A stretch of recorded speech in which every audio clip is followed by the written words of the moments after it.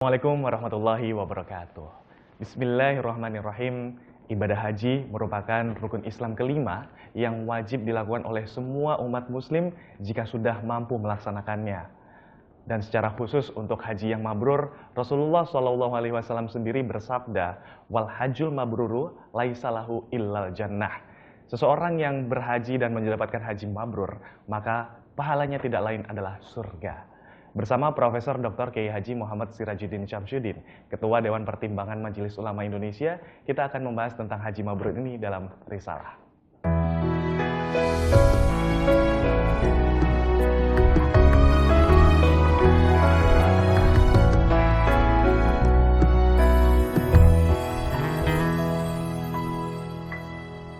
Dan sudah hadir bersama saya Bapak Din Syamsuddin. Selamat pagi Pak, apa kabar? Alhamdulillah sehat walafiat. Alhamdulillahirrahmanirrahim, kita sudah memasuki bulan Zulhijjah, artinya ini sudah memasuki bulan haji ya Pak, betul? Nah ini banyak sekali saudara-saudara kita yang sudah melaksanakan ibadah haji. Nah pertanyaan saya sebenarnya, apa sih yang dimaksud dengan haji mabrur? Al-Hajj itu artinya berkunjung atau berziarah. Ya. Maka haji itu adalah hijjul bait. Berkunjung ke Baitullah, rumah Allah yang berada di Al-Masjidil Haram, Makkah. Dan sekaligus nanti berziarah juga ke Masjid Nabawi di Madinah. Nah, Al-Mabrur itu berhubungan dengan kata Al-Bir. Tapi bukan bir minum ya. Artinya? Al-Bir artinya kebenaran, kebaikan. Maka kita menjadi mabrur dalam bahasa Arab itu adalah sesuatu yang diliputi, dipenuhi oleh albir, yang diliputi, dipenuhi oleh kebaikan, kebenaran, kemaslahatan. Maka al-hajjul mabrur adalah ibadah haji yang telah ditunaikan oleh seorang muslim atau muslimah, yang kemudian berdampak pada diri pelakunya, yang kemudian bergelar haji atau hajjah itu penuh dengan kebenaran, kebaikan. Maka dia menjadi seseorang yang berperilaku senantiasa berpegang teguh pada nilai-nilai kebenaran dan kebaikan. Itulah mabrur. Haji yang seperti itulah yang tadi disebut hadisnya itu akan diganjari dengan surga. Syaratnya untuk menjadi haji mabrur sendiri? Ya syaratnya tentu ya harus menunaikan ibadah haji itu secara benar ya. Melaksanakan semua rukun, memenuhi segala syarat sahnya, manasik yang telah ditentukan, tetapi tidak cukup itu.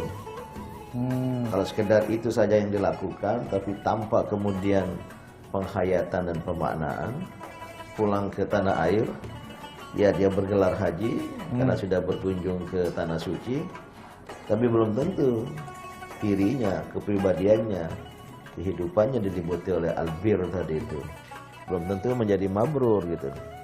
Jadi syarat pertama tentu dia menunaikan ibadah haji secara baik dan benar, tapi yang kedua tadi itu ada kemampuan untuk melakukan penghayatan, pemaknaan, makna ya, hakikat dari ibadah haji itu sendiri.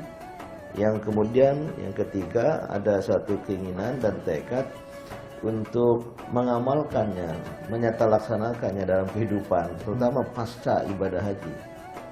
Yang paling penting bagi kita adalah berkehidupan pasca ibadat, pasca sholat. Apa yang kita lakukan setelah salam ke kanan dan ke kiri? Pasca puasa, apa yang kita lakukan setelah bulan Ramadan atau Syawal dan seterusnya? Begitu pula ibadah haji. Yang paling penting itu adalah kehidupan seorang muslim dan muslimah pasca ibadat. Pasca ibadah haji itu nanti setelah pulang ke Indonesia. Dua kemungkinannya. Dia akan menjadi haji mabrur, al-hajjul mabrur, yang meliputi dirinya dengan kebaikan dan kebenaran tadi itu, atau ada istilah lain itu, haji mardud. Mardud? Haji mardud, haji yang tertolak. Ya dia bergelar haji, bahkan mungkin bukan hanya satu ya, boleh jadi pangkat 2, pangkat 3 karena sudah berkali-kali, tetapi perilakunya tidak mencerminkan seseorang yang telah menunaikan ibadah di tanah suci waktu haji itu. Lalu apakah seseorang bisa menilai bahwa haji ini mabrur atau tidak gitu kan? Orang lain yang akan menilai. Orang lain yang akan menilai. Diri sendiri bisa ya. kita melakukan pengujian terhadap diri sendiri, apakah perilaku saya, perilaku kami ini sudah mencerminkan nilai-nilai ibadah haji apa tidak. Tapi nanti orang lain yang akan menilai. Apa antara lain ya, albir, kemabruran yang akan meliputi diri seseorang itu. Pertama, dia akan taat beribadat, khususnya ibadat mahdoh seperti sholat ya, dan lain sebagainya. Karena waktu menunaikan ibadah haji luar biasa jamaah di tanah suci itu. Bila perlu datang ke masjid Al-Masjidil Haram itu 1 jam 2 jam sebelum waktu sholat. Ya, karena dia berzikir, dia tunaikan sholat-sholat sunat, dia membaca Al-Quran yang tersedia di masjid itu, dan bahkan ada yang belajar di sana. Jadi yang pertama itu akan terindikasi nanti itu pada perilakunya setelah pulang dari tanah suci dan seterusnya bertahun-tahun kemudian hingga mati itu. Apakah dia orang yang menunaikan sholat seperti menunaikan ibadat seperti sholat khususnya itu, seperti ketika dia berada di tanah suci. Ya. Yang kedua, ketika kita berada di tanah suci itu menunaikan ibadah haji, mampu melakukan mengendalikan diri dari hal-hal yang dilarang, yang disebut dengan haram. Terutama ketika memakai pakaian ihram. Ketika menunaikan ibadah haji kan kita memakai pakaian ihram. Betul. Ya, pakaian yang putih, serba putih, tak berjahit, itu menandakan kesederhanaan, menandakan bahwa kita ini berorientasi kepada kesejatian dari kemanusiaan kita ya. Dan selama menunaikan ibadah haji berpakaian ihram itu nggak boleh bahkan memotong kuku, memotong tanaman, kan luar biasa ya. Kemampuan menahan diri dari melakukan al-fasad, perbuatan-perbuatan yang merusak ya. Dan nanti baru setelah selesai ditandai dengan tahallul, cukur rambut itu sudah selesai. Artinya apa? Kemampuan untuk mengharamkan diri dari perbuatan-perbuatan haram. Jadi kalau seorang yang hajinya mabrur, nah dia tidak akan terjebak kepada pelanggaran-pelanggaran.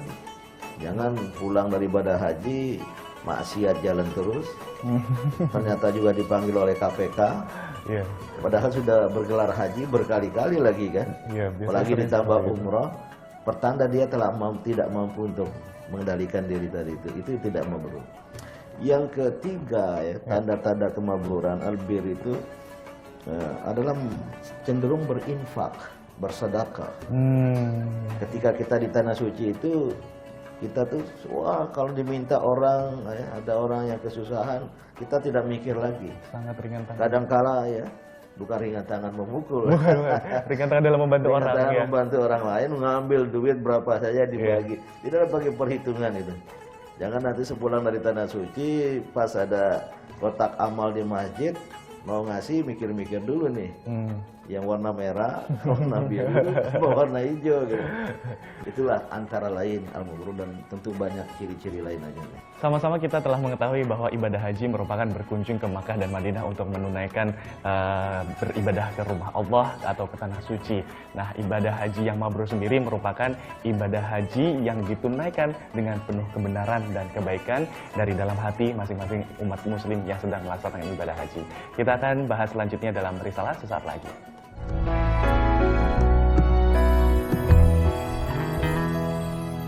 Terima kasih Anda kembali lagi dalam Risalah. Kita masih membahas tentang haji mabrur bersama Bapak Din Syamsuddin, Pak. Tadi itu kita bahas tentang apa sih sebenarnya haji mabrur. Nah, mengapa kita dituntut untuk menjadi haji yang mabrur? Sesungguhnya ibadat-ibadat dalam Islam itu bukanlah merupakan tujuan terakhir. Maka artinya tidaklah kita diciptakan kecuali untuk terus-menerus berada dalam proses tak ada hentinya untuk beribadat. Tujuannya adalah untuk membentuk kepribadian paripurna, yaitu akhlak. Maka sering ulama yang membagi atau mengajukan 3 kategori ajaran-ajaran Islam itu: akidah, ibadah, akhlak, iman, Islam, ihsan, dan seterusnya, beberapa variasi itu. Nah, muara dari peribadatan itu adalah ihsan, yaitu untuk berperilaku baik dan terbaik dengan penjelmaan pada akhlakul karimah, akhlak yang mulia itu. Nah, kembali mengapa? Ya tiada lain ya karena tujuan kita diciptakan itu beribadat yang harus bermuara pada kebaikan, pada akhlak tadi itu. Begitu pula haji. Kita dituntut tidak sekedar menunaikan ibadah haji, menjalankan manasiknya, tetapi bagaimana makna haji itu.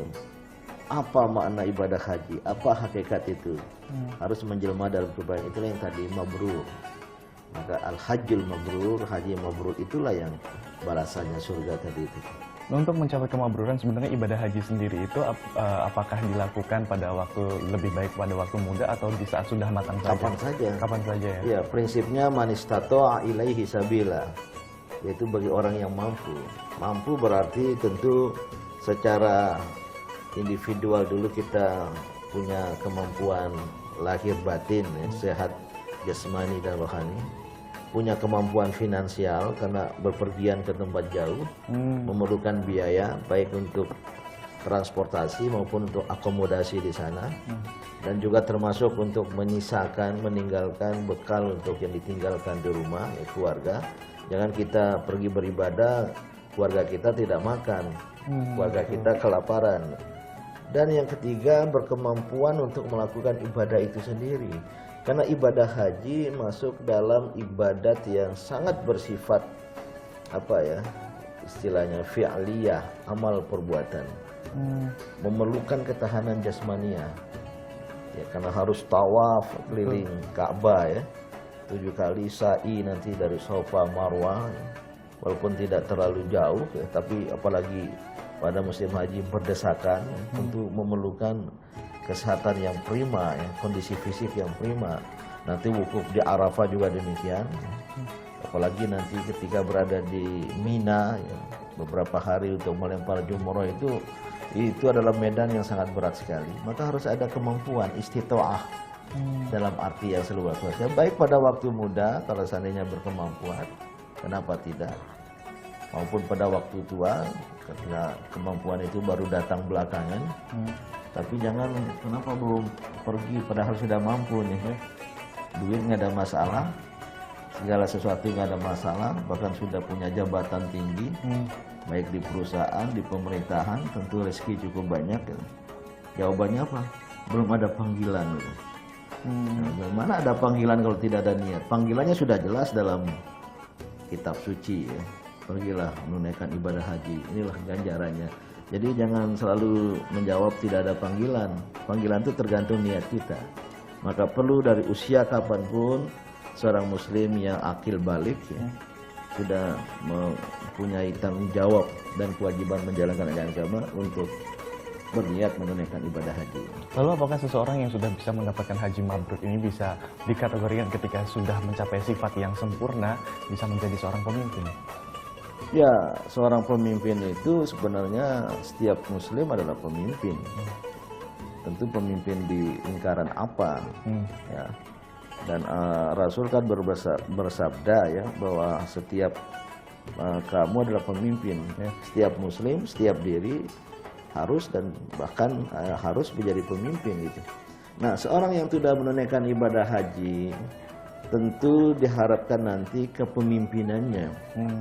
Kalau seorang yang mabrur itu, yang telah diliputi oleh albir tadi itu harus mampu sabar terhadap segala situasi kondisi yang dia hadapi, ujian dan cobaan yang dia hadapi. Dan oleh karena itu, sekali lagi al-mabrur itu hanya sebuah istilah, sebuah konsep, sebuah ajaran, tapi tentu harus menjelma dalam diri kepribadian, dalam diri sendiri, dan nanti kita nyata laksanakan dalam kehidupan. Ya, tentunya kita akan terus membahas haji mabrur ini.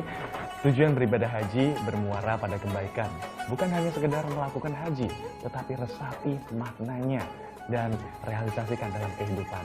Ibadah haji merupakan ibadah yang harus sehat jasmani dan rohani. Apalagi dilaksanakan pada waktu muda akan sangat lebih baik.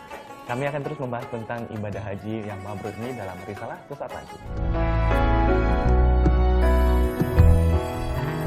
Masih Anda kembali lagi dalam risalah yang membahas tentang haji yang mabrur bersama Bapak Din Syamsuddin. Pak, tentang haji mabrur ini ada kiat-kiat khusus nggak sebenarnya dari kita sendiri? Ya, tentu ada kiat-kiat dalam beribadat itu untuk mencapai kualitas kesempurnaan. Dan tiada lain, semuanya harus berpangkal pada niat. Ibadat, kehidupan itu tergantung niat. Nah, kalau kita ingin beribadat, sholat, termasuk puasa, termasuk haji, kan harus ada niat. Betul. Maka niat ini menjadi rukun ibadat yang pertama. Jangan sampai menunaikan sesuatu tanpa niat, ya asal-asalan. Ini ada kawan lagi sholat, saya ikut sholat saja.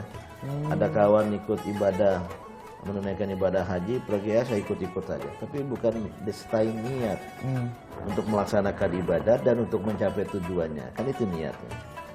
Niat untuk melaksanakan ibadat itu, ibadat haji, dan untuk mencapai tujuannya, itu meraih makna dari ibadat itu sendiri. Maka sholat ada niatnya, mau dilafalkan atau tidak dilafalkan. Ibadah puasa ada niat juga, bahkan di kalangan umat Islam membaca niat puasa hampir setiap malam selesai sholat taraweh untuk besok hari. Ibadah haji juga demikian. Maka ketika pertama kali memakai baju atau pakaian ihram untuk kita menunaikan ibadah haji, memasuki proses ibadah haji yang panjang itu, ya, dan menggunakan pakaian ihram, kita disunahkan, diwajibkan untuk berniat. Niatnya itu Allahumma hajjan mabrura. Itu saja. Allahumma ya Allah hajjan mabrura. Saya berniat untuk menunaikan ibadah haji, maka limpahlah padaku untuk berkemungkinan menunaikan haji yang mabrur itu. Ketika kita pakai ihram itu. Dan nanti ada dia doa-doa lain ya, yang juga dianjurkan ketika kita menunaikan ibadah haji itu. Ya, tadi ada kebalikan dari mabrur adalah murdad ya Pak ya? Mardud. Mardud ya, mardud. Mardud itu sesuatu yang ditolak, radda, yuraddu, tertolak gitu ya. Dan oleh karena itu ya artinya kita menunaikan ibadah haji tapi hampa pahala. Bahkan itu ada ciri-cirinya biasanya? Ya, tidak berperilaku yang baik, tidak berperilaku semestinya, dan apalagi sepulang ibadah haji masih bergumul dengan kemungkaran, dengan kemaksiatan dan pelanggaran-pelanggaran terhadap nilai-nilai Allah. Itulah indikator yang nyata gitu. Ada hadis nggak yang menyatakan bahwa haji yang tidak mabrur adalah haji yang, atau mardud itu adalah haji yang sia-sia? Ya, tidak ada secara khusus hadis, tetapi bisa dengan pendekatan mafhum mukhalafah, pemahaman yang terbalik. Kalau tadi hadis yang dibacakan al-hajjul mabrur, haji yang mabrur, laisa lahu, tidaklah balasannya illal jannah, kecuali surga. Kira-kira kebalikannya itu, ya, kalau boleh disebut, ini bukan hadis. Al-hajjul mardud, haji yang tertolak itu adalah ya jazauhu, balasannya itu lawannya surga, neraka gitu. Jadi tidak ada hadis, tapi adalah orang yang sia-sia di dalam beragama, dalam beribadat. Sebenarnya kalau haji sendiri itu yang wajib berapa kali? Ya, yang wajib sekali seumur hidup, dan tentu boleh dilakukan kedua, ketiga kali jika mampu, dan jika juga dimungkinkan oleh keadaan, terutama oleh ketentuan negara. Tetapi perlu dipahami, Mekah, Madinah, dua kota suci itu yang ada Al-Masjidil Haram dan Masjid Nabawi. Kemudian nanti Arafah tempat wukuf dan juga Masy'aril Haram. Mina tempat kita mabit, tinggal berdiam untuk beberapa waktu untuk melempar jumroh itu adalah kawasan yang ya tidak luas, sempit. Jadi kalau jutaan jamaah berkumpul di situ mungkin menimbulkan banyak kemudaratan. Sekarang setiap tahun antara 5 sampai 6 juta. Coba bayangkan bagaimana menampung ya jamaah jumlahnya 5 sampai 6 juta tapi di tempat yang terbatas, bukan suatu kota besar gitu. Dan itu tidak bisa diperluas karena sudah ada ketentuannya. Maka perlu dibatasi. Maka ada kuota yang disepakati oleh negara-negara muslim ya, mungkin lewat mekanisme OKI, Organisasi Kerjasama Islam. Kalau tidak salah seperti Indonesia itu sekitar 200.000 ya, macam berapa persen dari jumlah penduduknya ya. Dan oleh karena itu dibatasi. Nah, sementara di Indonesia kita ini yang berniat dan berminat menunaikan ibadah haji lebih dari 200.000 per tahun. Iya. Bisa jutaan. Maka diberlakulah ketentuan bagi yang sudah menunaikan ibadah haji dilarang untuk menunaikan kedua, ketiga kalinya, apalagi dalam waktu yang terus menerus, kecuali mungkin setelah sekian tahun, kalau nggak salah 5 tahun, untuk memberi kemungkinan, kesempatan pada saudara-saudara kita yang ingin juga menunaikan ibadah haji. Maka yang cukup sekali, yang kalau mau berziarah, berkunjung ke tanah suci karena rindu Ka'bah, ya mungkin nanti bisa dilakukan lewat ibadah umroh yang disebut haji kecil. Iya, lalu ketika kita sudah melaksanakan ibadah haji, bagaimana supaya tidak terasa berat, Pak? Sebenarnya kalau ibadat seberat apapun, perbuatan seberat apapun, pekerjaan seberat apapun, kalau diniatkan lillahi ta'ala mudah. Kalau orang merasa berat, saya ragukan niatnya. Kalau niat betul-betul pada Allah, semuanya merasa mudah, tidak berat. Kalau ada kesulitan-kesulitan, Allah akan mudahkan. Dan kalau ada masalah apapun di tengah jalan, karena jamaah yang banyak sekali kemudian bersenggolan sampai jatuh pun, ya rasanya nyaman saja tuh. Kalau ada keikhlasan gitu. Nah, tapi tentu harus ada juga tidak hanya keikhlasan, persiapan kita, antisipasi kita, kewaspadaan kita untuk menjaga diri ya. Nah, terutama pada ibadah haji itu karena waktunya panjang. Kalau saya berpendapat jangan dalam bahasa Jawanya ngoyo ya. Jangan ekstrim di dalam beribadah. Pokoknya yang penting saya di masjid terus menerus, akhirnya nggak makan, nggak istirahat. Sementara ibadat ini dalam waktu yang cukup panjang dan medannya berat, kemudian dia kolaps nanti, dia terjatuh, sakit, akhirnya tidak bisa menunaikan ibadah secara paripurna juga. Ya. Pemanaan inilah yang menurut hemat saya kurang dihayati oleh banyak jamaah haji.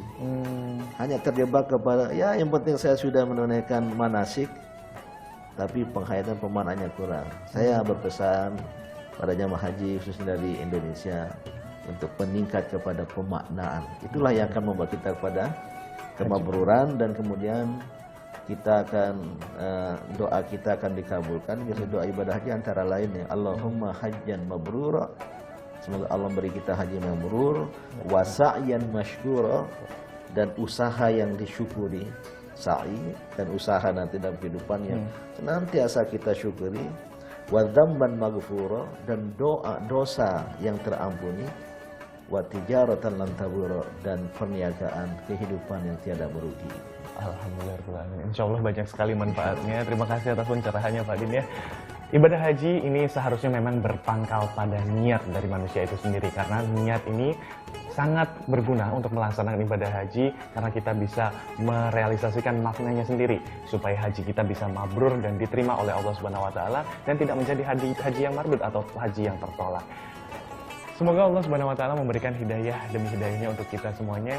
Amin ya rabbal alamin. Kita bertemu di episode selanjutnya dalam Risalah Informasi Islami Jiwa Muslim Sejati. Wassalamualaikum warahmatullahi wabarakatuh.